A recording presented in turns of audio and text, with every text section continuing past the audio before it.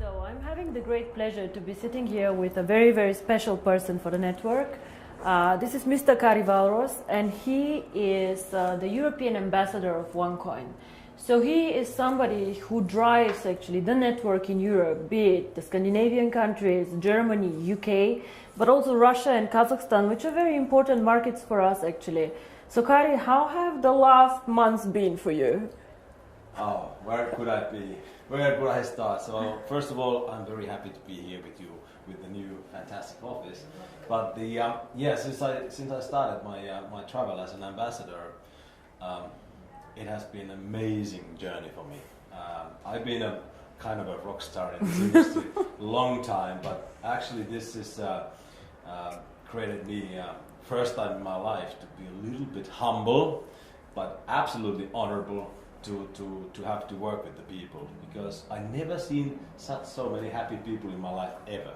So wherever I arrive, people are happy and smiling and very polite, and it feels like a big family which is being created all around. So it's been an amazing experience so far. So I know you want to ask me some questions, but before we do this, I want to ask you one. We all know that I'm more a financial person and not so much in the network, but share with me, why do you think people like OneCoin so much? What is the reason that they get excited by the concept and like it?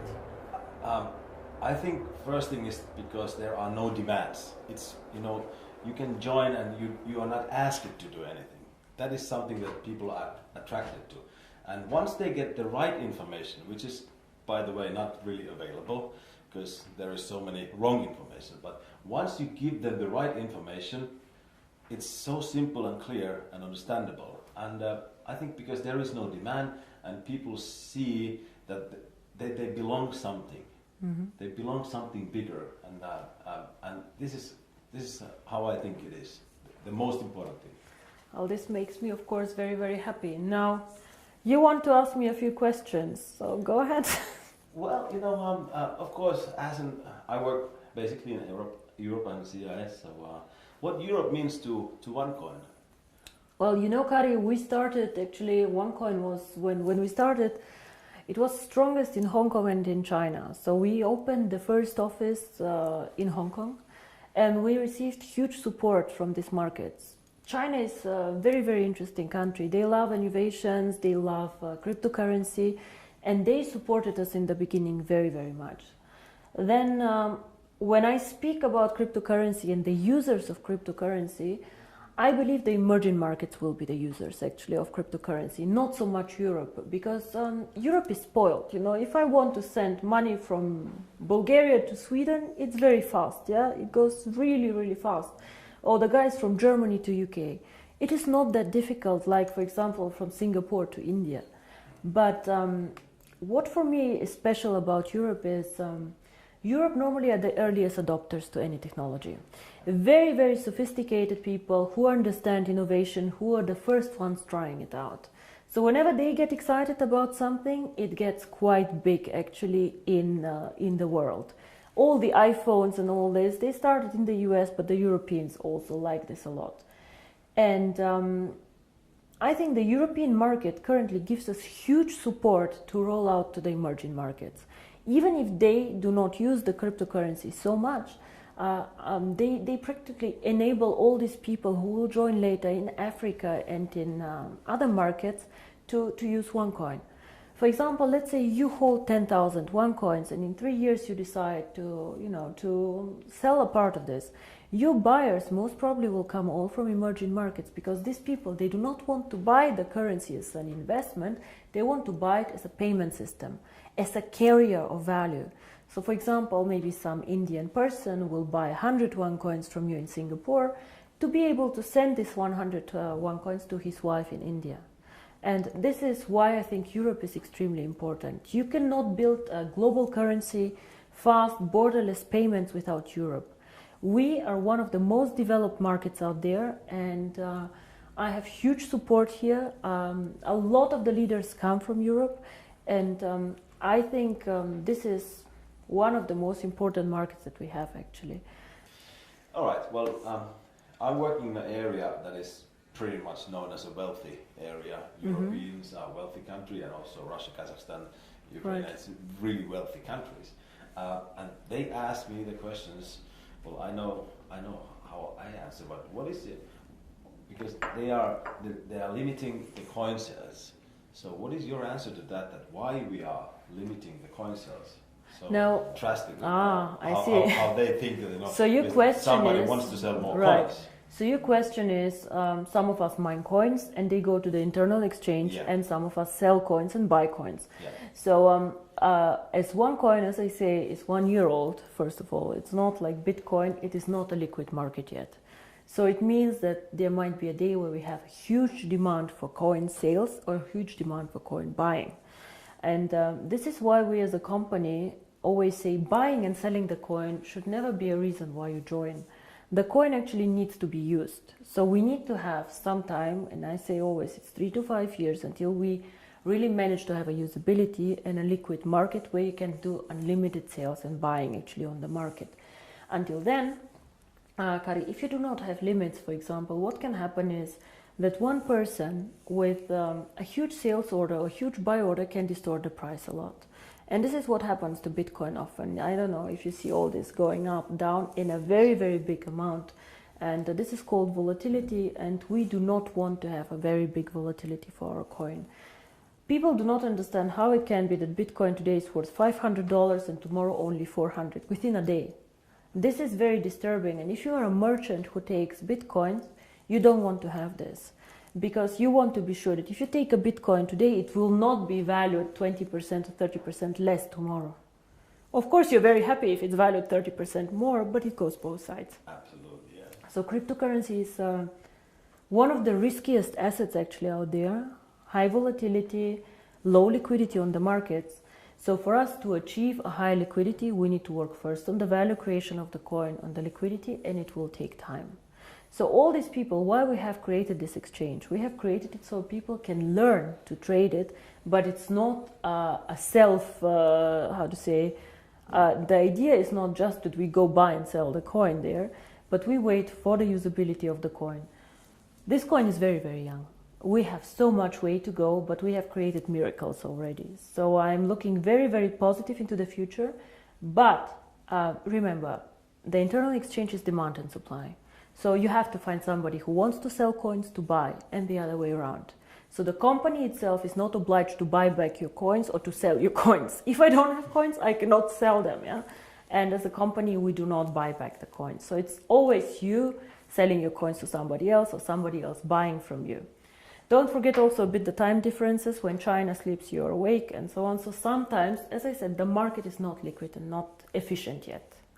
And then the other question is, which relate to that, is that how is the value created? Now, there are two questions I think inside here. First is what is the value of cryptocurrency, and the second is how do we determine today if one coin is valued €1, €2, or €5? Yes. So. We have a concept which is called mining difficulty. And there are calculators out there on the internet for Bitcoin. Everybody can Google them. You just Google Bitcoin mining difficulty calculator and you see how this is calculated. It's a very, very simple thing.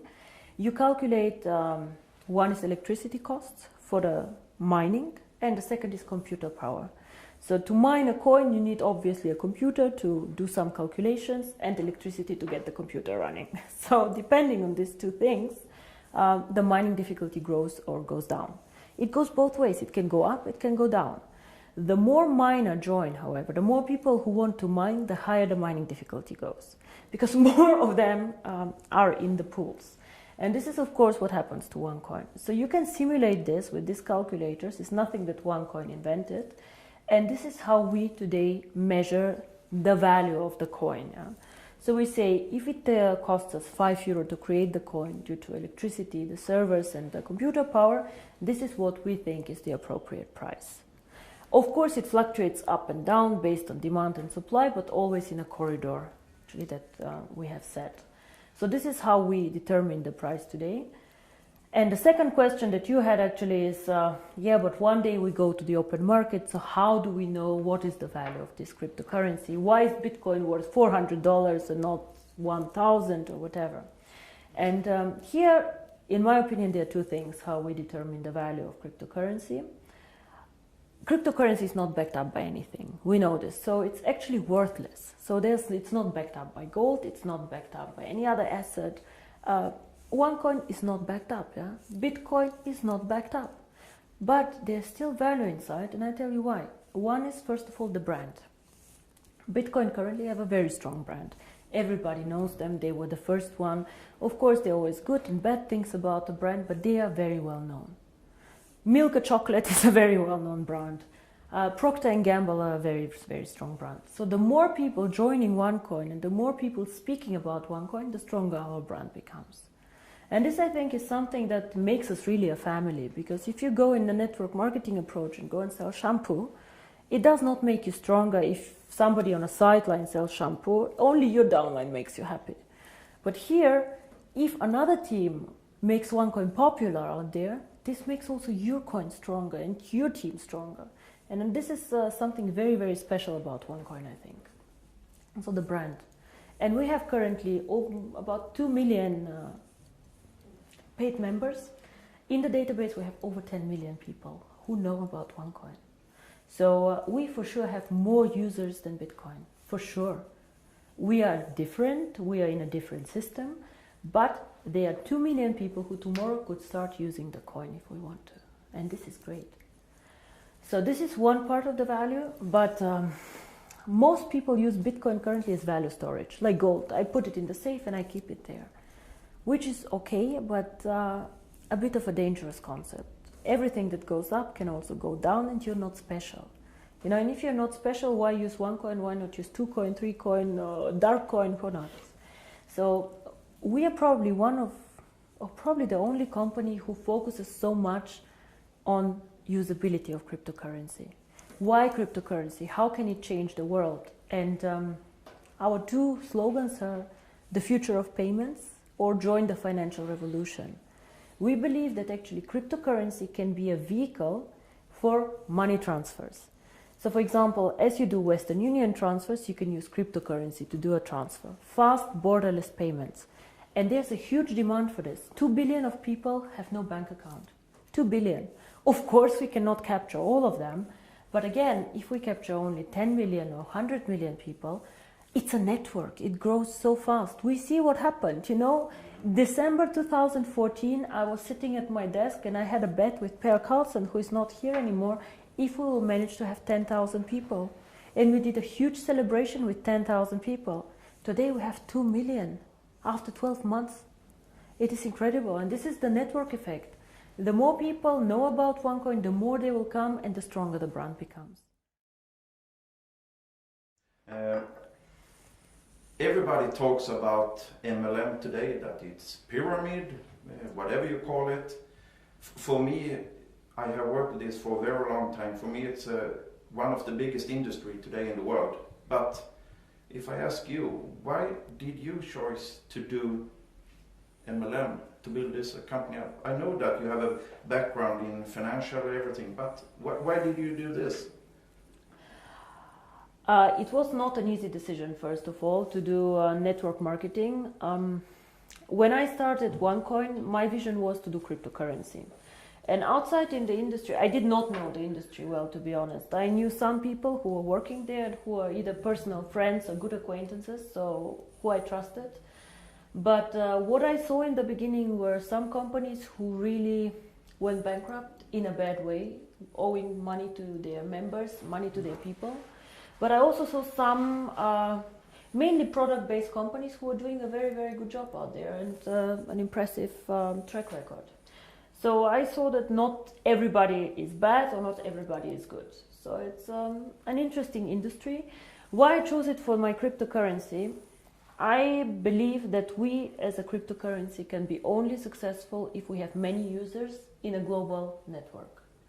And to be honest, I did not see a better distribution model for this.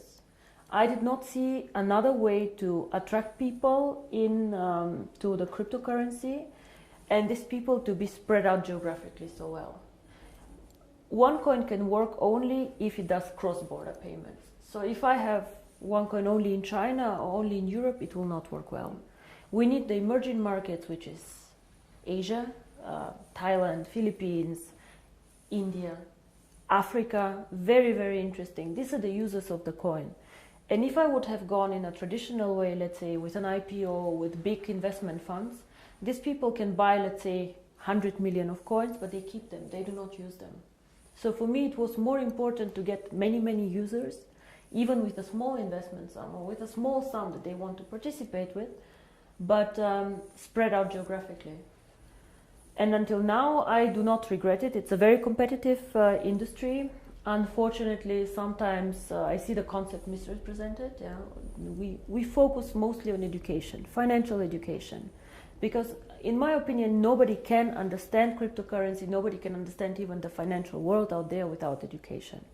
So education is our product, and some of our members choose to mine the coin. By the way, I don't know if you know, but currently I checked the numbers, about only 10% of our members mine currently the coin. Oh. Only 10%. So a lot of the people, or I think most of them, actually participate in the program for the education. And this is something that makes me really happy, because this is what we are. We would like to foster a financial revolution, and financial revolution always comes with knowledge, education, and I think this is a very, very big part of the company. Now, Per, you asked me about the future of the network once all coins are mined. Now, I see the network as its own system, as our own ecosystem, and I will never go and sell shampoo in this network. This will never happen, because I have never done a network marketing company before, and I do not plan to do ever again a network marketing company. But the network itself is a value. It's a business that you guys are building. And for us, of course, it's also a value, because we can push our ideas through this network, and we can do a lot of things there. So to me, the ideal future of the network is to push, even when all coins are mined, the value of the coin. Be it to attract merchants for the coin, be it to create products who are connected to the value of the coin. And all what this network should focus on is something that somehow enhances the value of the coin. You guys know that we did some acquisitions, actually some networks that joined us. For example, Conligus, OPN. All these networks somehow helped us to build up the coin. Either they had interesting software for us, or they were geographically interested. But we never let somebody join us just because it's good or just because it's more people. We always strategically think of the future of the coin and how to make it stronger.